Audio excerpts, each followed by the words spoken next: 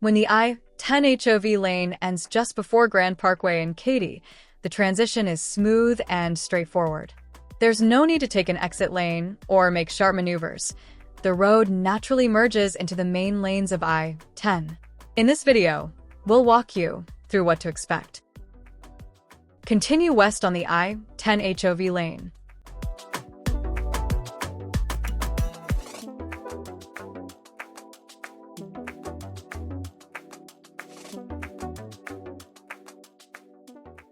Watch for the HOV lane ends sign.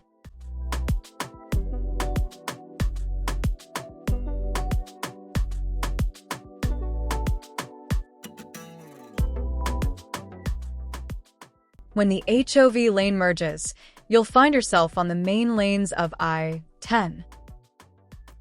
Congratulations!